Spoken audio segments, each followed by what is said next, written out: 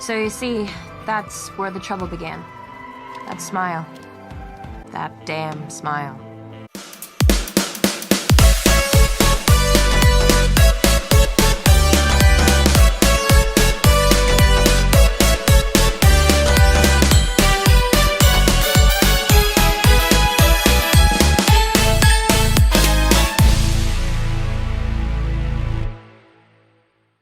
What is going on, gamers? HyperShack23 here with another Sonic discussion video. So before we get started, I just want to say this is going to be the start of a little series I'm doing called Sonic Rewritten, where I take games that weren't great or just mediocre, look at what make them bad, and attempt to make them better. I tried doing something like this before, but that was, I don't want to talk about it. This one's going to be a lot more professional, I guess is the word to use. So without any more hesitation, let's get right into this. So Sonic Forces was the next main series Sonic title after Generations. Lost World. I always forget Lost World. So the game had a lot riding on it. And I mean a lot. The last games before this were, as previously stated, Sonic Lost World, which wasn't great, and the entirety of Sonic Boom, and I think we all know how that went by this point. Literally moments before Forces was announced, Sega announced Sonic Mania, a return to classic Sonic gameplay and glorious 16-bit action, which had fans hyped, and rightfully so. This was a time before people were tired of classic Sonic. So yeah, Forces was either a do or die from the franchise, which always takes one step forward and two steps back. This was the game Sega had been working on since Lost World and during Boom. They had about 3 to 4 years to work on this game, and the result wasn't great. Sonic Forces is a bad Sonic game, being only mediocre at best. It's not unplayable by any stretch of the imagination, it's just not fun and lazily written. Sonic Forces took a great concept, a game where Sonic loses to someone who might be the most powerful villain in the franchise, able to defeat him in their first encounter, and shits all over that idea. The dialogue is cheesy, the plot has holes, classic Sonic is here for literally no reason, and to make matters worse, we got the single worst Sonic villain of all time. Infinite the Jackal is a bitch with no real backstory and no motivation whatsoever. He is literally just a dude with a magic rock in his chest. Not to mention the fact that Infinite really doesn't do, anything that seems that crazy or that powerful. Like, you're trying to say he's the strongest villain, but then compare him to things that Chaos has done. Compare him to things that Shadow has done. Compare him to things that fucking Neo Metal Sonic has done. Mephiles, the Bio Lizard. Literally any villain before him. And Infinite is, so low in those ranks that it's, not even a comparison. Really, what did he do? He beat Sonic once. Okay, Shadow's done that probably more than once. All Infinite does is beat Sonic in that first cutscene, and we get, nothing powerful from him, really, at all. They try to make it sound like he's the strongest villain that Sonic has ever faced. They try to say he's faster than him and all this other bullshit, but, when do we ever see this? All he ever does is throw cubes at people.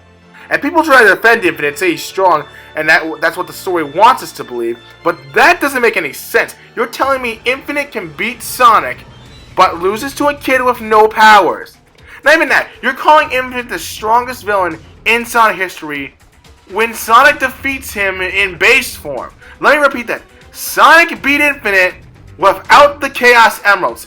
So for everyone saying Infinite can beat Super Sonic, you are saying base form Sonic is stronger than Super Sonic. That just does not make sense. Aside from the main story issues, there's also the other characters who, just like in Generations, sit on their asses and do nothing the whole game. They've literally been sitting on their asses for 6 months, hoping for a miracle. Sonic is gone, Amy, and Tails has just lost it. If we're going to win, we have to do it without them. Silver's right. We've been hoping for a miracle these past 6 months, but I'm afraid we have to make our own miracle. What the hell were you doing for 6 months? All of you have powers equal to or greater than Sonic anyway. You have freaking Silver and Knuckles on your team and you do nothing. Not only that, but why the fuck didn't anyone consider to look for the Chaos Emeralds? Look, Sega, I get it, you used them a lot, but for God's sakes, at least mention why they can't be used here. The only characters we get to play as are the Sonics, the OC, because that's really what the world needed, and Shadow, actually, which, credit where credit's due, I do appreciate being able to play as him again. Does he play identical to Sonic? Yes, but adding him is a step in the right direction, I'll give you that. Speaking of the gameplay, the game is a straight fucking line! I'm not joking when I say 3 fucking people worked on this game. 3! 2 of which were rookies, and the other one who only worked on, you guessed it, Sonic Lost World. Why the hell did 3 people alone work on this? The level design is flawed, it's boring, it's repetitive, and the characters don't even play right. Modern Sonic lost most of his abilities from Generations and Unleashed, like he can't drift, there's no lightspeed dash, there's no spin kick, there's no air dashing, but why would you even need it when all you do is run in a straight line? Classic Sonic is just wonky all over. He's slow on the ground, fast in the air. The man cannot run up a fucking slope at top speed. The rookie is just modern Sonic without a boost, and no, not the good kind. A lot of people say they like the Avatar stages, or at least tolerate them. To me, they were these tedious side missions that served no purpose when any other character literally could have been given a spot. So yeah, Forces is a very flawed game, so let's try to rework it a bit. I'm going to start with the gameplay. The way I see it, I'll keep this a boost game, but I am going to heavily improve upon it. First of all, we're giving Sonic his moves back. Drift, Spin Dash, Lightspeed Dash, Air Dash, all of it's coming back. I'm also going to throw in another move we haven't seen in a while, and that's the Sonic Wind. I'll make it work a bit different than how it did in SA2. Here, the Sonic Wind is an air projectile, kind of like the Air Wispon in the game, but a little better, that Sonic can fire. And if you use it in the air, it'll work similar to Burst Whips, giving Sonic some extra height. So now you have the Air Dash, which sends you forward, and you also have a form of the Double Jump, so just to compromise for people who like both. I'm also gonna make Shadow and Silver playable, giving them bigger roles in the story. They'll mostly play like Sonic, would have abilities that build around Sonic's core gameplay. Shadow can use moves like Chaos Control to freeze time, like in SA2, and throw Chaos Spears, like in 06. Silver will be able to utilize his psychic powers to stop enemies in their tracks and reach different pathways Sonic and Shadow couldn't normally take. They'll all be able to boost, but when Silver boosts in the air, he'll fly until the boost meter runs out. Since these characters are going to have a whole lot more different skills, I'm adding a second meter we'll just call it Energy for now. Energy is filled by white wisps, and allows the characters to use their special moves. The boost meter functions how it normally does, and is filled by rings instead of the wisps. For Classic Sonic, I'm just going to make it really easy. Just fix his momentum and his stage layout. That's honestly the main issue with his gameplay, other than him being in this timeline. Yes, timeline, not dimension, not going into that territory. Classic is going to feel a lot more like Mania, and as a bonus, I'm just going to give him all his abilities. So, Spin Dash, Super Peel Out, Drop Dash, Instant Shield. And I'm also going to make Tails playable in these stages since these two buddy up in the game. Tails is going to play basically identical to how he did in Mania, but he's going to have his moves from Advanced in Battle. So he'll utilize his machines and gadgets. Tails is also going to be playable in the 3D Avatar stages, which brings me to my next point. Because some people seem to like the concept of the Avatar stages, I'll keep them in this version. What I'm going to change is that there will be a lot more customization features for your character, because the one in Force is just fucking lazy. Every single character is just copied and pasted into the background for some reason. And they're all just anorexic. I don't understand what's up with that. Maybe Eggman stopped giving them those cucumber sandwiches from Unleashed. But anyway, the character creator will be on par with that of Dragon Ball Xenoverse, which has much better customization. I'm also going to add more Wisps and more Wispons to the game instead of Wispons with different upgrades. I like the idea of there being different classes, since your character is supposed to be like a soldier. So I'm going to take some inspiration from Smash Bros. Here. There are going to be 3 classes for the OC, Gunner, Brawler, and Melee. Gunner Wisps are pretty self-explanatory, and I'm not going to add the Laser Wisp because I think that'd be cool. Melee and Wisps are going to be Wispons that are more like weapons, like the Cube Hammer. I would also add the Spikes because I think it's a huge missed opportunity to make the Spikes into like a sword or a wrecking ball or some kind of cool thing like that. Brawler Wispons are going to be more fisticuffs orientated, using like a hand weapon. So like the Drill Wispon would probably fit into this category. And I was also going to bring back the Quake Wispon to like make a rock boxing glove. I think that would be a really cool idea. I'm also making that other characters are playable in these stages, so you're not just limited to your OC. I think characters like Knuckles, Tails, Amy, Rouge, hell, maybe even the Chaotix here, they'd all have different movesets inspired by past games like Adventure 1, Adventure 2, and Heroes. I think it would be cool to not just be limited to your OC and have to make Knuckles and Amy using what's available in the character creator. I think it would be nice to have the option to play as them again. Alright, now before I jump into the story, I'd also like to point out that the stages are obviously going to be completely revamped, as about as big as Unleash and Adventure. So they're going to be very expansive, but there will be linear paths you can just run to the goal. But there's also collectibles and unlockables that actually reward you for exploring the stages and not just speeding your way to the end. I'm going to include the Red Ring system to unlock Super Sonic, but not in the way you think. I'm going to include him in the story, don't worry. Red Rings, before you get all the Red Rings, will unlock music tracks and special gear for your Wispons in the OC. So when you get all the Red Rings in the game, you'll get, and I'm putting in the quotes right now, Super Sonic. But we'll get more into that later.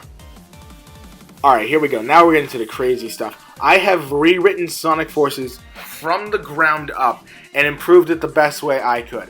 I'm going to leave a link to the doc so you can read it for yourself, because I don't have the time to explain every single detail here, but I'm just going to go over the main story changes. So the main change we got to go over, because the original version was just a mess. So Sonic Forces takes place on Earth. None of that Two Worlds Sonic X bullshit. This is the same planet and the same universes as the classics, both adventure games, Heroes, Shadow, Unleashed, Colors, Generations, you get it. There are humans here, gun is a thing, and if I could have it my way, I'd get rid of stupid text box things in between levels, because that's just lazy. So we're going to start with Episode Shadow, which is kinda almost the same, but with better storytelling and visual elements. So, like in the original story, Shadow gets a report from Rouge that something's going on down Sunset Heights, and to meet up with their Omega. So Shadow finds Infinite, and Infinite uses his powers to mess with Shadow's head and warp reality, giving him visions of his past, making him fight a phantom bio-lizard. That's right, Episode Shadow now has a boss battle. So Shadow defeats the bio-lizard, but at this point he's confused, he's exhausted, and he doesn't know what's going on. And even with how powerful Shadow is, Infinite can warp reality now. Even Shadow can't match that. So Infinite sends Shadow into null space for about 6 months, which now explains his disappearance in the game. So the prologue, this actually takes place before Episode Shadow, starts with an unnamed jackal raiding an Eggman base, searching for some secret treasure that Eggman's found. He breaks in, he gets past his defenses, and when he reaches the treasure, which is some strange glowing stone, he touches it and he gets these visions of him remaking the world in his own image and making it perfect, you know, all that kind of villain stuff. So when Eggman comes in, commending him on being able to get through his traps, he recruits Jackal, and he becomes Infinite. So we're going to backtrack for a hot minute, all the way back to 1990 whatever, when Sonic Mania is happening. Classic Sonic, now being voiced by Jaleel White, because it was stupid that he couldn't talk in the first place, is fighting as Super Sonic and Egg Reverie, which I assume is like null space or something, but I digress. Super Sonic comes in contact with the Ruby, creating a portal that sends him through time. This time, however, Sonic holds on to the Chaos Emeralds when he goes through the portal, and they are sent into the future as well. Years later, Eggman finds the Phantom Ruby. At the same time that this is happening, Tails has just informed modern Sonic of Eggman attacking Sunset Heights, so Sonic attempts to stop him, but is confronted by Eggman, Infinite, and the Phantom clones. Side note, Metal Sonic here isn't a clone. I don't know. I know IDW explains why they use clone Metal, but for the sake of this story alone, this is the real Metal Sonic. So they fight, and Infinite overpowers him, mostly in the same manner he did in the original version. This time, however, Sonic gets serious and pulls out the Chaos Emeralds. He's collected all 7 and is now taking Infinite as a serious threat. You fight Infinite as Super Sonic, and the battle lasts until Sonic runs out of rings. So Sonic was going to lose that fight. I know, I complained about people saying Infinite was stronger than Super Sonic, just hear me out. So, Sonic is down, Infinite attempts to take the Emeralds, but the Ruby and the Emeralds have a negative reaction, causing the Emeralds to disappear. So another side note, it's been said that the Master Emerald exists in all timelines at once, so I believe the same would go for the Chaos Emeralds. So when Classic Sonic was sent through the portal, he took the Emeralds with him, meaning modern Sonic would not have them at that point in time. But after that, Sonic is defeated, Eggman takes over the world like he does in the game. So as for the rest of the story, unfortunately, I can't explain it all here. If I went into every intricate detail that I've edited, we'd just be here all day, so I'm gonna sum up the rest of it very quickly. Basically, the Resistance has to find a way to stop Eggman without Sonic. Sonic, who is now still alive, has to find the source of Eggman's power and stop Infinite. Tails has a redemption arc to find a way to fix the timeline, and the Avatar becomes a hero helping the Resistance fight for the planet. I've made it so that the story is more serious, but not so edgy that it takes itself too seriously, if you know what I mean. Like, Eggman's a threat, and Infinite is nearly unstoppable, and the stakes are really high, but Sonic is still Sonic. He doesn't let that get him down because... A hedgehog's gotta do what a hedgehog's gotta do. Now, I won't spoil the ending because not to pat myself on the back, but I really do think what I wrote is better than what we got. What I will say is there's a very cinematic final boss, very reminiscent of Sonic Generations and Sonic 06, and to top it all off, spoiler alert, I included Hypersonic in the story. See, I told you I could make Supersonic and Infinite Power Scaling work.